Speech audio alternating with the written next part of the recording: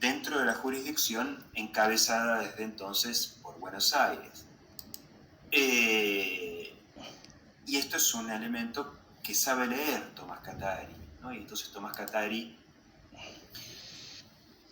se dirige ni más ni menos que a Buenos Aires, ¿no? Ante la sorpresa de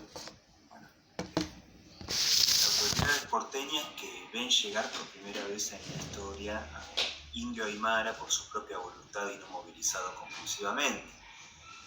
El texto de Sergio Sirolnikov narra con mucha precisión, ¿no? La sorpresa con la que se encuentran las autoridades de Buenos Aires al ver llegar a Tomás Catari a un tribunal ubicado en nuestra ciudad, reclamando lo que entendía le correspondía de manera legítima, que era su cargo, ¿no?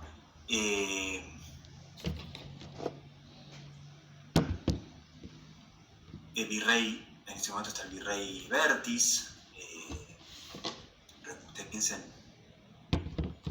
Tomás Catari llega aquí a Buenos Aires en el verano de 1779, y por supuesto el virrey Vértiz y los asesores del virrey están interesados en la denuncia elevada por Tomás Catari porque de alguna manera permitía legitimar las aspiraciones gubernamentales, ¿no? contra la patrimonialización del servicio público, contra la venalidad de las autoridades, es decir, podía ser una pieza a poner en juego para implementar aquello que la historiografía ha llamado reformas borbónicas, ¿no? Sobre las cuales también hemos tenido nuestra discusión.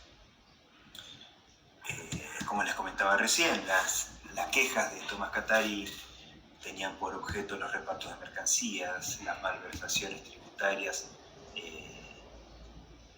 que afectaban a las finanzas reales, ¿no? Y ahí también había una forma de esgrimir un argumento haciendo uso, vuelvo a decir, de la apelación a un tribunal que se esperaba que fuese más eficaz que el de la audiencia de Charcas, que estaba absolutamente imbricado con las autoridades a las cuales estaban denunciando, ¿no?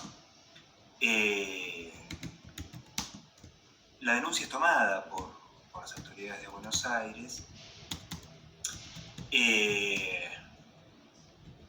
pero fíjense que es interesante porque el virrey apoya el pedido de Catari, lo envían de nuevo a Charcas con una orden para que la audiencia de Charcas designase a un juez que investigue las denuncias y removiese a los caciques que se estipulaban ilegítimos, pero se le delegaba a Catari mismo, a Tomás Catari, la responsabilidad de notificar al mismo corregidor Joaquín Alós, al que estaba denunciando Catari. Se le designa al propio Catari la responsabilidad de notificarle la inhibición a Alós para conocer en esta causa. Entonces el propio demandante tenía que convencer a la autoridad local de hacer cumplir los fallos en contra de las autoridades y de los sujetos más poderosos del pueblo, ¿no? Esto estaba condenado de alguna manera por la propia realidad local al fracaso. En fin, en abril del 79 Catari regresa a Charcas, por supuesto, la audiencia ignora el decreto de Vértiz, reafirma a Joaquín Alós como corregidor y por supuesto al llegar al pueblo es ni más ni menos que arrestado por Joaquín Alós. En fin, tras distintos arrestos, es liberado, vuelve a ser apresado en junio de 1780 y esto comienza a movilizar a pequeñas multitudes en defensa de Tomás Catari. Alós promete liberar a Catari, pero esto no es cumplido y hay toda una multitud que se enfrenta a una compañía de milicias que estaba formada por Alós frente a la radicalización de los acontecimientos. Entonces, frente a en torno a estos enfrentamientos, Joaquín Alós, mismísimo corregidor, es apresado, es llevado a Macha, es obligado a humillarse públicamente. Esto lo explica también en el libro de Sirolnikov.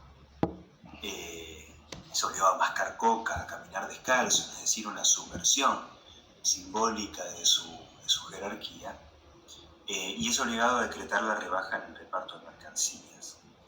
Y solo sería liberado cuando la audiencia liberase a su vez a Catari, prometiendo que Alós sería removido de su cargo de corregidor en Chayanta. Entonces fíjense que lo que estamos observando es un proceso de radicalización. De alguna manera ustedes saben, la cronología misma lo demuestra. El levantamiento de Chayanta es el primero de los levantamientos que aparecen en este proceso que ha sido llamado rebeliones andinas,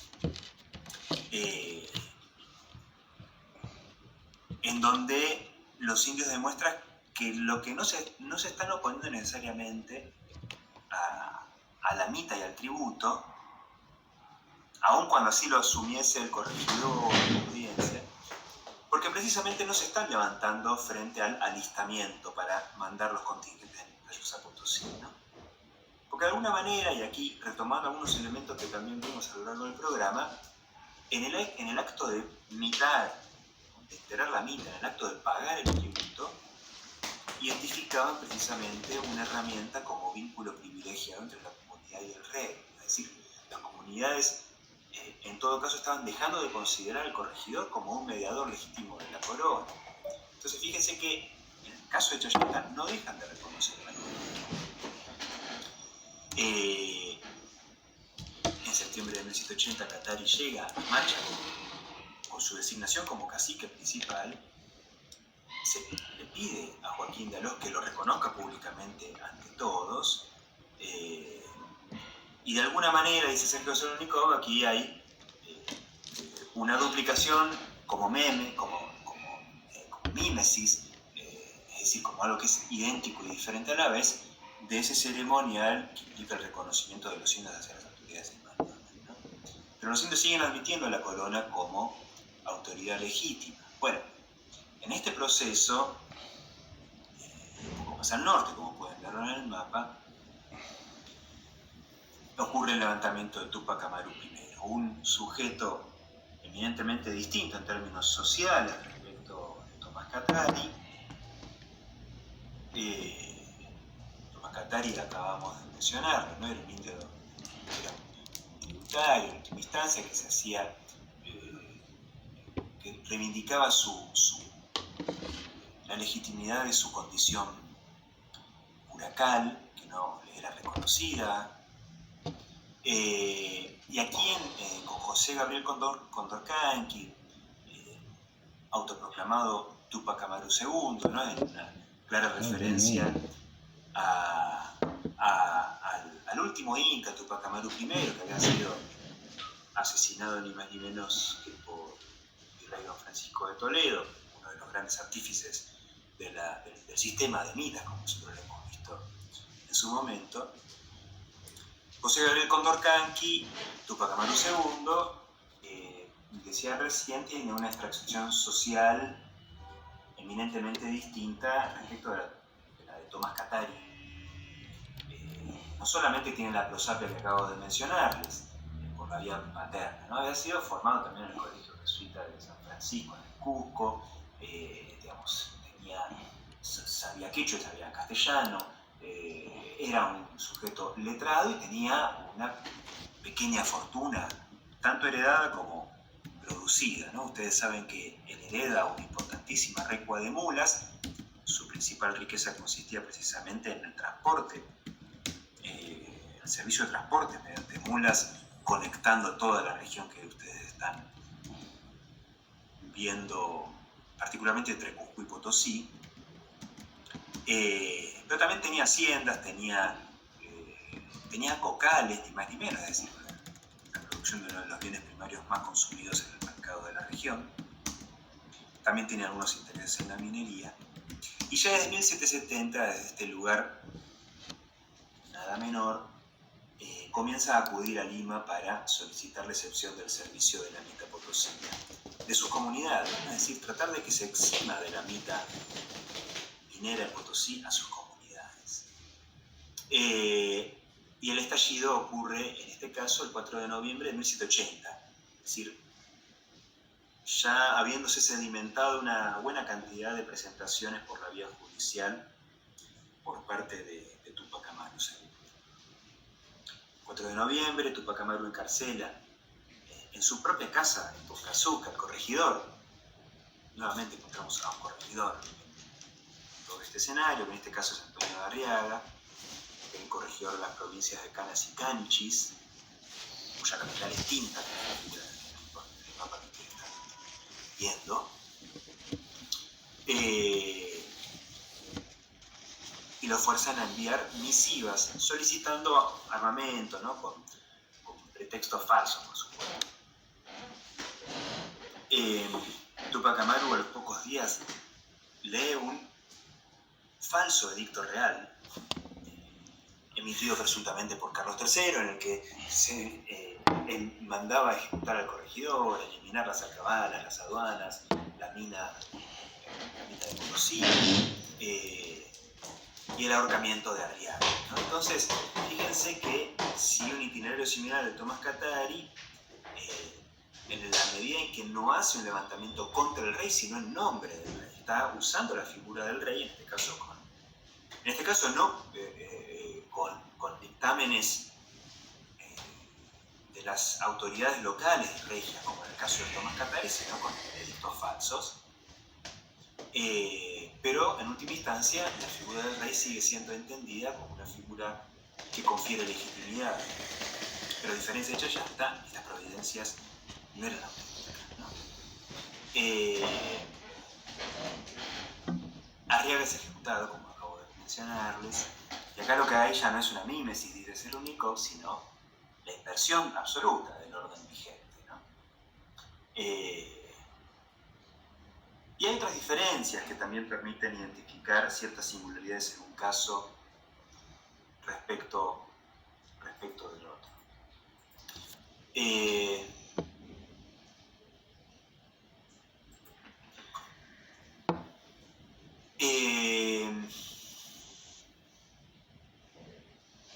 En el Cusco había habido un renacimiento cultural incaico en el siglo XVIII. Ustedes piensan que estamos hablando del epicentro del Tahuantinsuyo. Y allí la aristocracia indígena tenía un estatus social que de alguna manera les permitía emparentarse, incluso a veces literalmente, con las élites criollas. Es algo que no sucede en Charca, ¿no? Los caciques más prominentes incluso no eran considerados bajo ningún título iguales por los españoles que por los criollos. Y este proceso sociocultural se conjuga con fenómenos económicos, ¿no? Implica el incremento del repartimiento forzoso de mercancías, la caída de los precios de los bienes indígenas que eran vendidos en el mercado, y una creciente presión demográfica que también comienza a ver por una recuperación del crecimiento poblacional.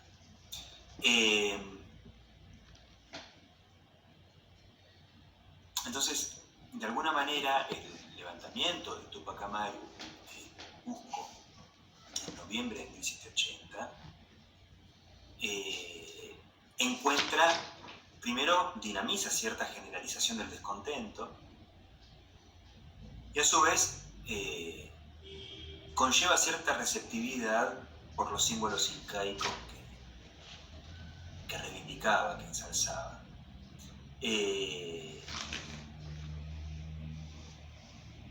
Bueno, como ustedes saben, las fuerzas rebeldes empiezan un recorrido que está reconstruido también en los textos. Hay una destrucción muy importante de los obrajes textiles, que eran una de las principales producciones del área del Cusco. Y hay un inicio de una disputa simbólica en la batalla de Sangarará, a pocos días de iniciar el estallido, el 17 de noviembre, ¿no? El estallido había iniciado con el apresamiento del corregidor en Tungazuca, y el 17 de noviembre se incendia una iglesia con 500 soldados adentro, ¿no? Esto implica un desbande de parte del levantamiento. El obispo excomulga, por supuesto, a Túpac Amaru y a los seguidores. Túpac Amaru dice que, sin embargo, sigue siendo todavía que esto fue un evento accidental, pero claramente hay una radicalización que incluso podríamos decir excede los propios planes sus líderes, de sus autoridades políticas, en este caso Tupac Amaru II. Y se sigue un camino hacia el sur, ¿no? Es decir, hacia el Collao, a esa región aledaña al lago de Titicaca, ¿no? Y en cada caso llegaban primero emisarios con bandos y con proclamas que invitaban al levantamiento contra corregidores, contra europeos, contra el reparto de mercancías, contra las aduanas de Alcabala, contra los cargos coloniales, pero no contra criollos ni contra el monarca. Entonces, de alguna manera, en esa expansión del levantamiento de Tupac Amaru, que tenía por epicentro al Cusco y que va difundiéndose hacia el sur, seguimos encontrando esta dinámica que se advertía en su levantamiento inicial. Por supuesto, en Cusco las fuerzas realistas van a oponer una firme resistencia y una muy cruda represión. Y esto se traduce en el sitio del Cusco, ¿no? Tupac Amaru rodea el Cusco con 30.000 personas, acampe en Pichu, envía emisarios, hay negociaciones con el Cabildo, con las autoridades del Cusco. En el 1 de enero del 81, el 1781, el ejército regular de Lima llega al Cusco y se da una batalla el 8 de enero que obligan a la retirada de los rebeldes y que de alguna manera debilita muchísimo la capacidad de resistencia indígena, ¿no? En la provincia del Cusco, la mitad de la población indígena termina por distintas razones plegándose a la causa realista. Y de alguna manera esa aristocracia indígena que habíamos dicho recién, que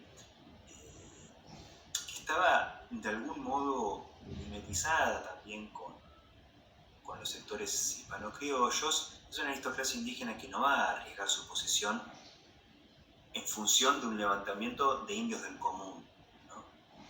Un ejemplo de ello es Pumacahua, ni más ni menos, ¿no? Un cacique que se pone al frente precisamente de un proceso represivo.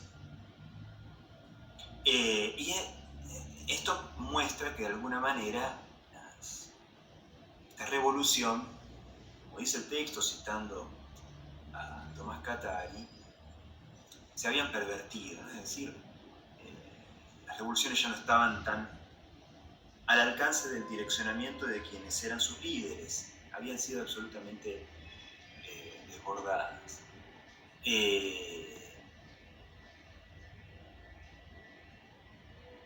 En fin, en todo este proceso lo que encontramos es que los indígenas comienzan a cuestionar las relaciones sociales tradicionales y ya no solo la distinción entre indios y españoles, ¿no? Y extienden esa violencia contra los caciques a toda la estructura del poder rural particularmente. Y es el momento en el cual Catari le escribe a la audiencia diciendo que pidiendo que respondan a las reivindicaciones porque los alzamientos ya no se encontraban bajo su control, ¿no? Que estaban pervertidos en estas revoluciones, ¿no? Entonces hay saqueos, hay incluso expropiación de los propios jefes étnicos por las comunidades insurgentes, y esto hace que Tomás Catari, un indio del común, que también es un indio analfabeto, que es un indio pobre, se transforme en última instancia en un mediador entre pueblos andinos rebeldes que ya en alguna medida no responden directamente a su liderazgo y ese gobierno español colonial. De hecho, Catari no deja de enviar a las reales cajas el tributo de sus pueblos, entonces sigue demostrándose como vasallo del rey. Desde una posición de poder que también le permitía hacer valer eso como un elemento de negociación, ¿no?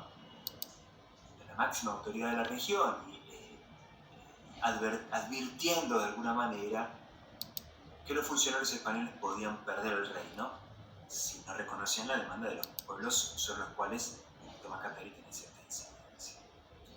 En fin, el caso de Tomás Catari es, como ustedes habrán visto en los textos, es emboscado mientras recaudaba tributos precisamente, es arrojado por un precipicio y esto genera a su vez un levantamiento de una multitud que asesinan a los españoles que que habían matado a Tomás Catari. Los restos de Tomás Catari son llevados de hecho al pueblo de Quilaquila para que el cura doctrinero le diese una sepultura cristiana, ¿no? Y aquí se pone en evidencia también que hay ciertos elementos que son también genuinos de esta cultura andina, ¿no? Es decir, se trata de una población andina y cristiana, ¿no? Un cristianismo eminentemente sincrético de algún modo, ¿no? Un cristianismo, como dice el autor, un cristianismo a su manera.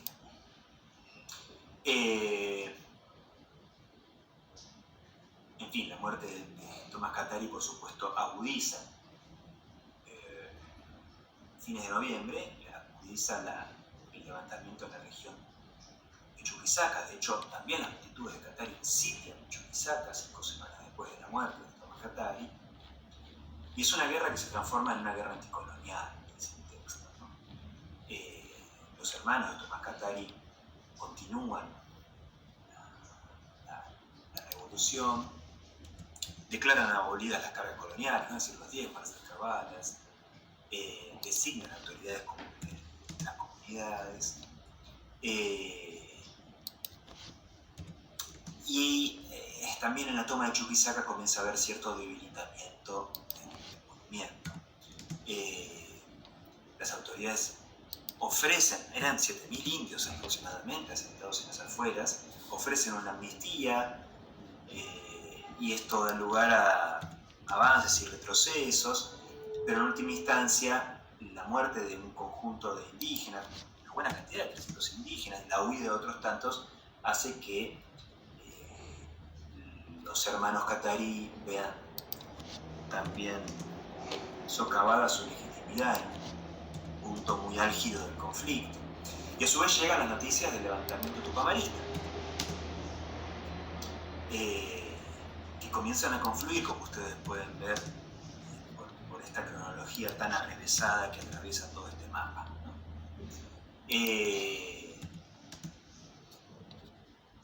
Esa sublevación en Charcas, que es notificada del levantamiento tupamarista, venía a generar un imaginario colectivo, un imaginario insurgente, ¿no?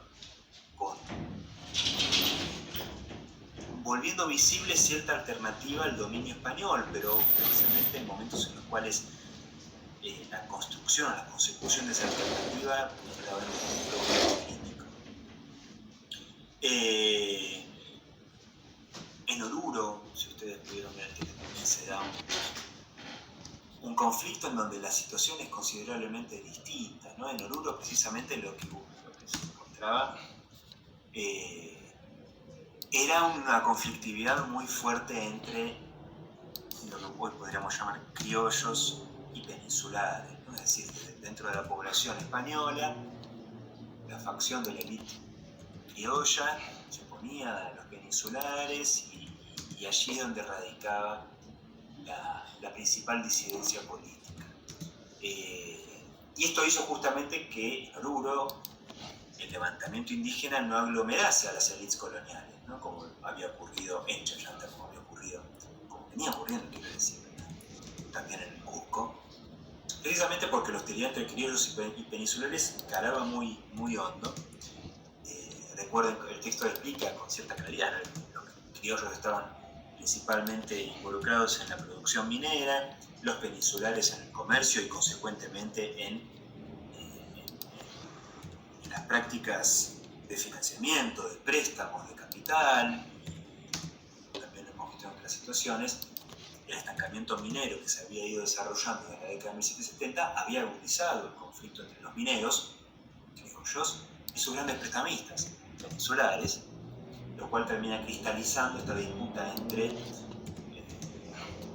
paisanos criollos frente a chapetones, ¿no? Como lo llamamos, es decir, españoles peninsulares. Entonces en Oruro, tanto lo que podríamos identificar como la plebe, como los patricios criollos compartían cierto espacio público, cierta vida cotidiana, tenían cierta identificación con esa patria chica que era Oruro, frente a los peninsulares, pero Esto no significa que haya habido contacto entre la dirigencia tupamarista y los rebeldes de Oruro. Por supuesto, frente a los rumores de una embestida de los milicianos peninsulares contra los criollos y contra los indios, se amotinan los milicianos criollos y la plebe, y esto nos pone en evidencia que esa revuelta inicial en Oruro tiene que ver con una hostilidad antigua entre vecinos locales y peninsulares, ¿no?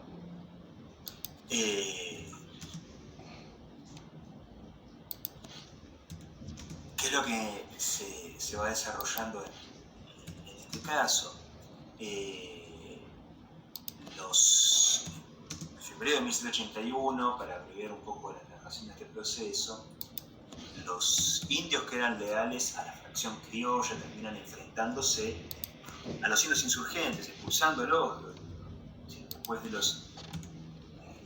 ciertos intentos que no habían sido demasiado fructíferos por convencerlos mediante el pago de un peso cada uno. Pero en las áreas rurales de Oruro, dice Nico particularmente, no era posible disciplinar a los insurgentos. Terminan ajusticiando a los indios que colaboraban con Rodríguez, uno de los corregidores que había logrado autopostularse como corregidor.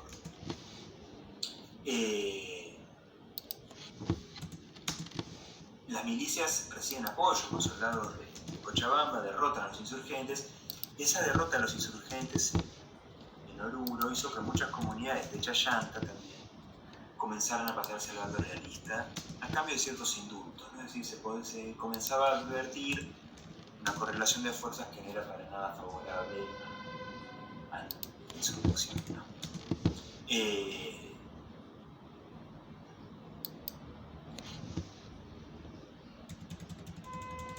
Volviendo un poco al proceso sobre el que estamos haciendo este recorrido multiimplantado sobre el territorio, ¿no? Tratando de seguir más o menos la cronología de los hechos, el sitio de Cusco termina fracasando en enero de 1781. Comienza con esto a derrumbarse el movimiento tupamarista. Por supuesto, ya no cuenta con apoyo hispánico ni mucho menos con apoyo criollo. Y a fines de febrero de 1781 llega a Cusco ni más ni menos que el visitador del Perú, José Antonio de Areche. Recuerdan que habíamos mencionado en su momento que era visitado por Galvez para realizar la visita replicar la visita que se había hecho en el Nueva España. Y llega con 200 soldados, ¿no? Por supuesto. Areche ratifica la abolición del repartimiento de mercancías, es decir, ofrece un perdón general también a los insurgentes que se pasasen de bando, a excepción de los líderes, y junto a 17.000 soldados, la mayoría de los cuales eran indios, se encaminan hacia Canasicanchi, que es donde estaba refugiado Tupac Amaru. Hay allí una batalla y es apresado Tupac Amaru, ¿no? Ustedes sabrán, esto pasó también un poco al imaginario cultural, particularmente en el caso peruano y boliviano. En la Plaza Mayor de Cusco son ejecutados Tupac Amaru y su familia. A Tupac Amaru, sabrán, intentan descuartizarlo de manera en vida, ¿no?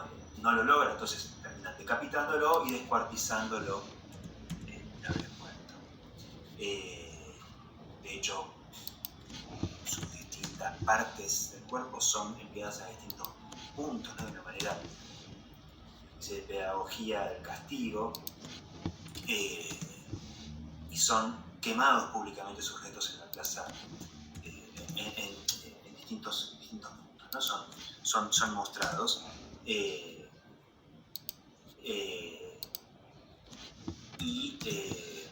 son quemados, decía, los documentos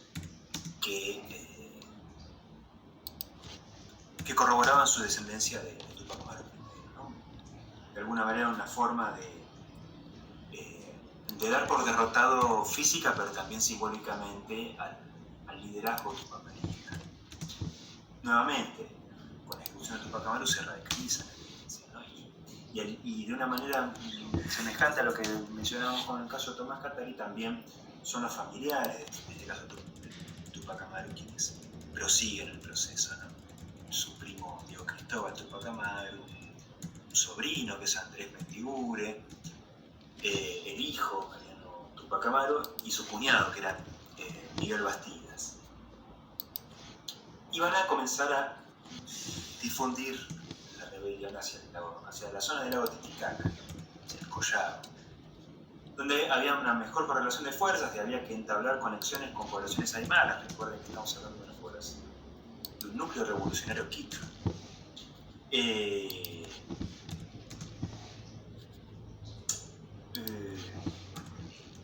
En todo este proceso también aparece ya en marzo el tercero de estos grandes focos, que es el de La Paz. La Paz para este entonces era el núcleo con mayor población de la región, unas 40.000 personas habitaban La Paz, la principal productora de coca de la región. Y el 13 de marzo de 1781, una cantidad considerable, que también se estima en unas 40.000 personas, ocupan el Alto para atacar la ciudad con el propósito de sitiarla, ¿no? Y se da un sitio, un asedio de 109 días corridos, que va a dejar una cantidad de aproximadamente 10.000 vecinos muertos, y es uno de los mayores ataques indígenas a la población hispánica en los Andes, ¿no? Es decir, el propósito era directamente aniquilar a la población española, la población cara, ¿no? Es decir, la cara con Q apóstrofe A, es decir, la población blanca, ¿no? Bueno, cara es un vocablo que tiene muchas acepciones, los textos también lo explican con mayor claridad, pero agrupaba en alguna medida a la identidad blanca o española. Y aquí encontramos el liderazgo de Juliana Pazza. Juliana Pazza, que toma el nombre precisamente, y ahora sí de manera deliberada, de Tupac Amaru y Tomás Katari, uniendo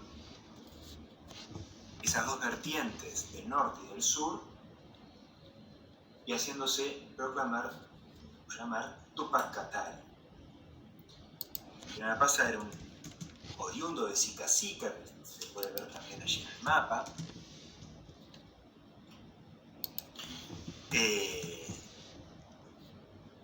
Era una aymara que no hablaba castellano.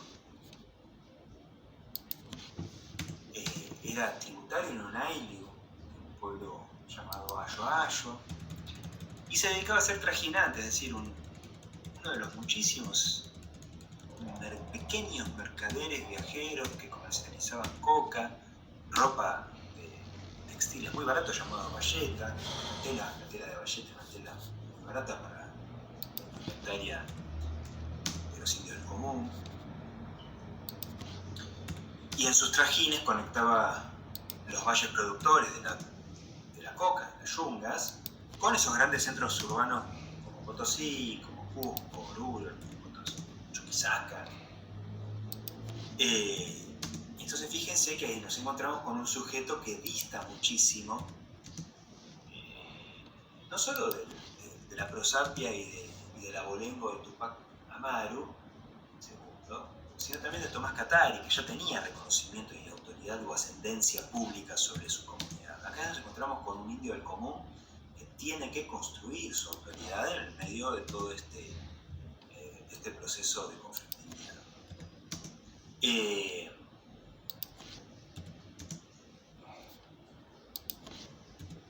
En La Paz habían sido recibidos estos mensajes no incaicos, y aquí adquieren connotaciones más propiamente anticoloniales, ¿no? febrero de 1781, Tupac Katari había recorrido ya la región, reivindicándose como un virrey del rey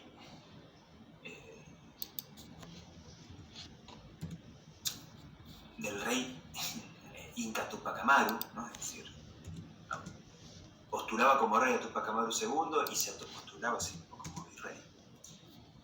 Identificando, como decía recién, a los caras, es decir, a quien no es cultural ni étnicamente indio, es decir, como enemigo. Y esta radicalización también viene de la mano de otro personaje, que es Santos Mamani, de Chayapata, que creo que aparece al lado del lago Popó, no sé si llegan a verlo abajo a la derecha, cercano a Macha, que había ya asediado Oruro.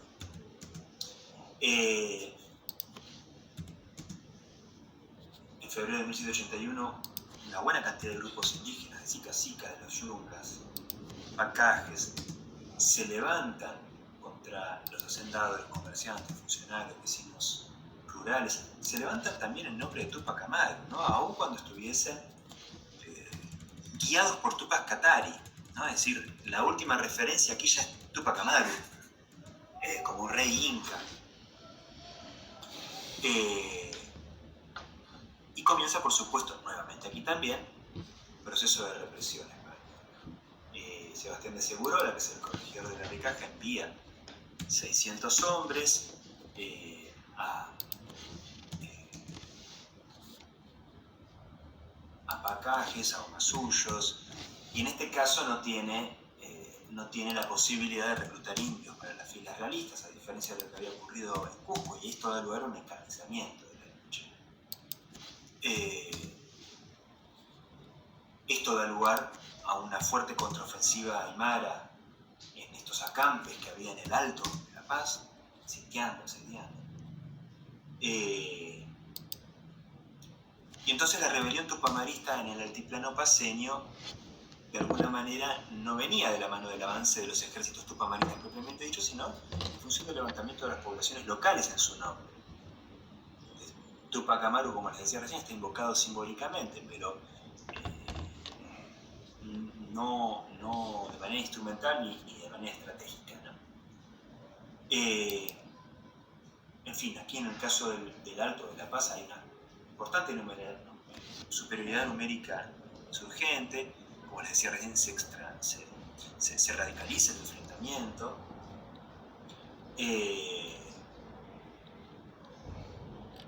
La ciudad está sitiada, ustedes saben que se llega a construir incluso un dique, un embalse, con el objeto ni más ni menos que de inundar la ciudad de La Paz. Es decir, el objetivo era claramente aniquilar a la población de La Paz, aniquilar a la población española. Eso no surte efecto porque antes de lograr la acumulación de agua suficiente para que eso llegase a cumplir el objetivo, termina rompiéndose previamente el dique, el embalse, y no lo logran, pero de alguna manera Tupac Katari logra articular un asedio que le permite de alguna manera avanzar con cierta radicalidad sobre la población de La Paz. Desde mediados de marzo, como les decía recién, comienza el sitio. Tupac Katari está acompañado, por otra mujer que también pasó a la memoria colectiva, que es Bartolina Sisa, su esposa, por su hermana, que es Gregoria Apaza, la hermana de Apaza, de Tupac Katari. Y comienza una serie de negociaciones que son directamente interrumpidos por actos de violencia colectiva. En Semana Santa, el 25 de abril de 1781, los rebeldes descienden por las laderas de los cerros, van asolando la ciudad, la van incendiando. Continúan estos ataques durante mayo, durante junio, hasta que el ejército español, al mando del coronel Ignacio Flores logra desalojar el Alto recién en junio de 1781. Pero en julio de 1781 llega a La Paz justamente la fuerza tupamarista desde el norte al mando de Diego Cristóbal Tupac Amaru. Viene junto a Miguel Bastida, junto a Andrés Tupac Amaru, y se inicia un segundo sitio a La Paz, ya ahora al mando de los Tupac Amaru, de los Amarus, ¿no? Quien reclama justamente la jefatura del movimiento. Aquí se abren roces entre los Amarus y Tupac Katari. Es decir, comienza a haber una relación muy complicada entre el mando Quichua y el mando Aymara. De hecho, los Amarus arrestan a Tupac Katari. La cantidad de seguidores que tiene Tupac Katari, sin embargo, hace que sea liberado. Los Amarus terminan circunscribiendo su autoridad a las tropas quichuas. De hecho, Tupac Katari hace ahorcar y descuartizar en el Alto al coronel tupamarista que lo había arrestado. Imagínense ustedes el grado de conflictividad que comienza a haber entre dos facciones que se están oponiendo al dominio español, ¿no? Y esto obviamente contribuye a cierto debilitamiento en la radicalidad del propio levantamiento. En fin, en ese segundo sitio de La Paz, ya encabezado por el ejército amarista, mueren unas 15.000 personas. Estamos hablando realmente de un proceso de magnitudes y de violencia muy elevadas. Hay registros que mencionan no solo las muertes por inanición en La Paz, sino también por enfermedades, sino también mencionan situaciones muy escatológicas acerca de los puntos a los cuales se podía llegar a alcanzar, ¿no? Hay narraciones incluso de canibalismo en este proceso en La Paz.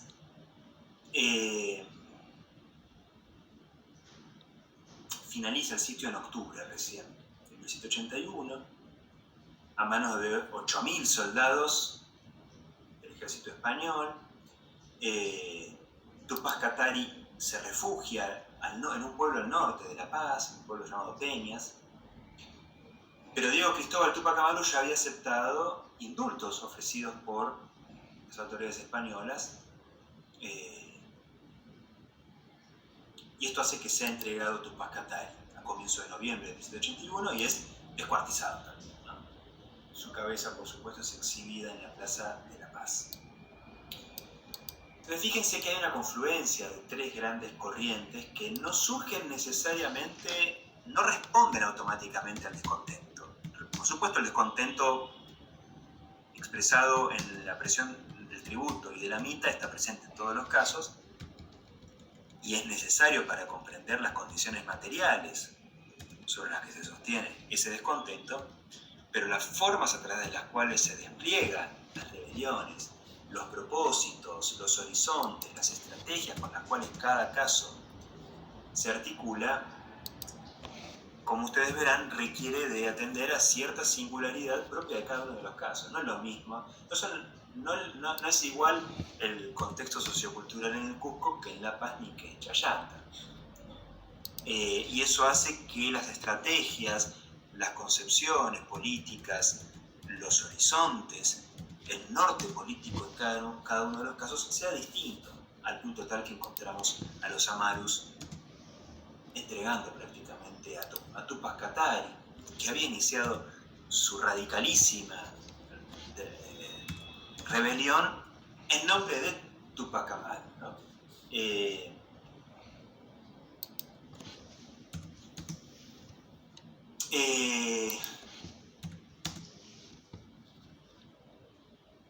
¿Se sigue hasta acá?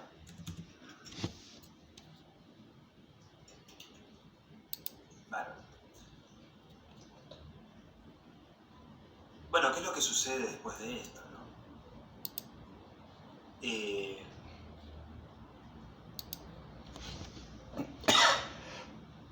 Los pueblos indígenas, después de todo este proceso, por parte de las autoridades españolas dejan de ser identificados como una única y misma república, ¿no? Una república de indios, y pasan a ser identificados quizás más bien como campesinos, ¿no? Es decir, como una casta. Esto lo explica muy bien también Cerúnico, donde se entrecruzan condiciones económicas, atributos étnicos, culturales, pero ya no pueden ser identificados como hasta entonces. Se censura, por supuesto, las representaciones simbólicas incaicas, que hasta entonces habían sido en algún punto, particularmente en el Cusco, asociadas a cierta nobleza y grandeza elocuente de un pasado prehispánico. Ahora son directamente censurados. Imagínense, después del armisticio en abril de 1782, incluso el propio Diego Cristóbal Tupac Amaru, su madre, su familia son ejecutados en el Cusco. Son abolidos los cacicazgos rebeldes,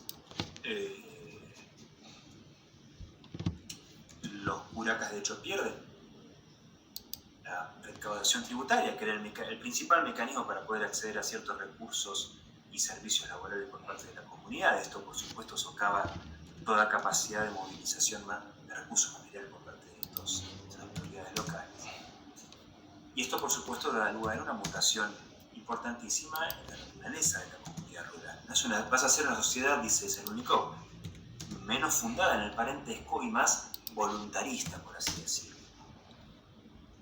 La pérdida en la cohesión de las entidades andinas coloniales que va a seguir en el siglo XIX. ¿Qué es lo que plantea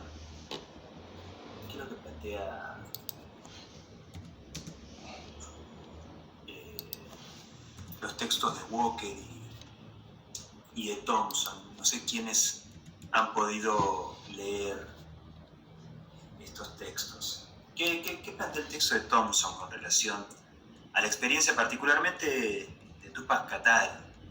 Ustedes creo que tienen 3 capítulos del libro de Sinclair Thompson.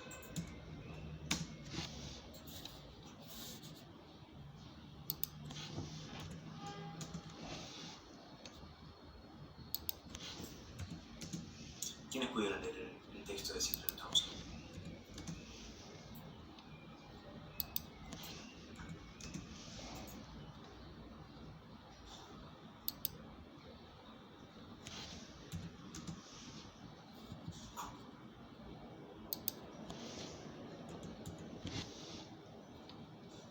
No, solo por ahora Cerúnico y Stern, obviamente, y Godoy, pero una ojeada así a los títulos principales y subtítulos, pero sé que, bueno, aborda...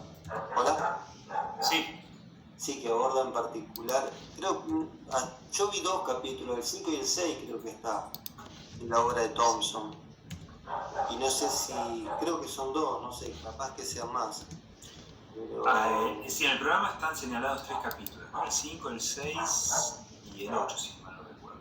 Sí, puede ser que sea el de las conclusiones, creo. Pues sí, tenés razón, Martín. Creo que llegué a leer, digamos, en la parte inicial donde él explica qué va a tratar en cada uno de los capítulos, o sea, el 5 y el 6.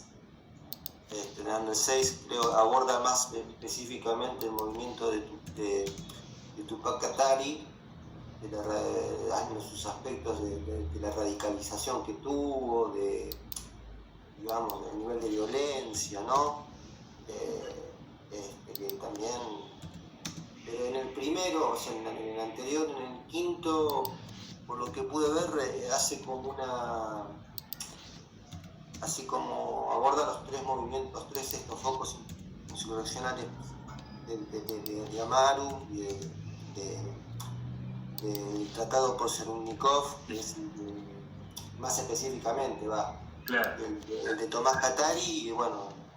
Y también el fracaso de esta coalición en Oruro, ¿no? El fracaso de Rodríguez, claro, el fracaso de la coalición en Oruro de Rodríguez, ¿no? Bueno. Claro, Jacinto Rodríguez, que era este criollo corregidor que está enfrentado a los peninsulares, en donde se ponen en evidencia los límites para construir una alianza, ¿no? con los indios.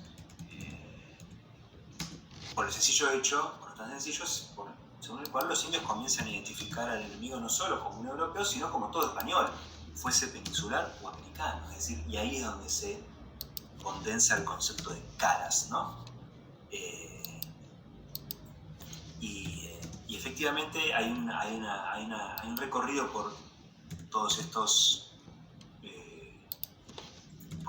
procesos en ese capítulo quinto.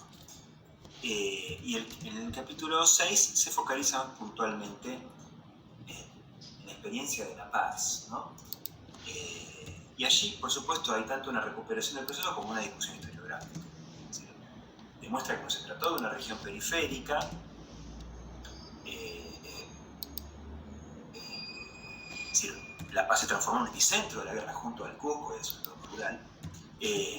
Fue de alguna manera un escenario central de la segunda fase de la insurrección. En esto de alguna manera también lo explica el texto de Finland desde otra perspectiva.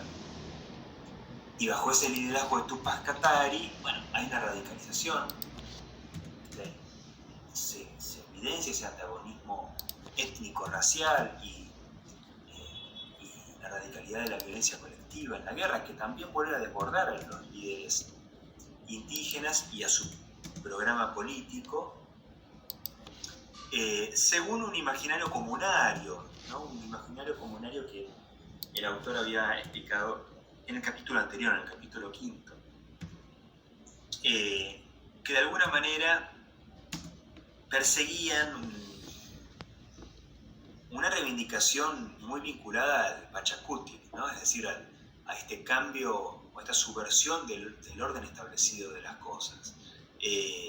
Mientras que sus líderes proyectaban evidentemente una revolución para romper con el colonialismo, bueno, los combatientes comunarios estaban de alguna manera yendo un poco más allá, ¿no? Y sin embargo se trata de un movimiento eminentemente democrático, este movimiento aymara. Es decir, está mucho menos determinado por los lazos de parentesco dentro de un círculo estrecho y es menos también verticalista en el mando con respecto, por ejemplo, al Cusco, ¿no? Ustedes cuando vieron cómo se estructura de una manera muy verticalista, ¿no? Y clave prácticamente el ejército, el levantamiento de Tupac Amaru. Bueno, el caso de Juliana Pazza muestra una revolución eminentemente más democrática, más comunaria, con un horizonte en donde sus combatientes, sus militantes, tienen expectativas de un verdadero Pachacuti que subvirtiese el orden cósmico y no solamente la dominación colonial. Y entonces, en el caso de La Paz, esa radicalidad, dice Sinclair Thompson, es parte de una visión política enmarcada culturalmente. Dice que tiene una tendencia, dice, a esencializar al adversario, ¿no? Es decir, a medida, sobre todo, que iba avanzando esta polarización. Es decir, hay cierta demonización del adversario y, consecuentemente, el objetivo termina siendo aniquilar a ese enemigo. Un objetivo que fracasa, ¿no? Entonces, y de allí también el título del libro mismo, ¿no? Bueno, Tupac Katari promovía una nueva era en la cual solo reinasen los indios, ¿no? Es decir, no se trataba de construir una sociedad en donde españoles criollos, aliados de los indios, pudiesen construir una nueva configuración. Se trataba no tan sencillamente, de construir un mundo en donde solo reinasen los indios. Eso conllevaba el exterminio de los caras, ¿no? Es decir, de aquellos que no fuesen culturalmente indios, ¿no? Por supuesto, la presencia de Tupac Katari como un líder máximo es uno de los elementos que permiten distinguir el proceso de la paz respecto del proceso de Oruro, pero también del proceso de Cusco y del proceso de Chayanta. Y efectivamente, las conclusiones recuperan un poco todo esto, ¿no?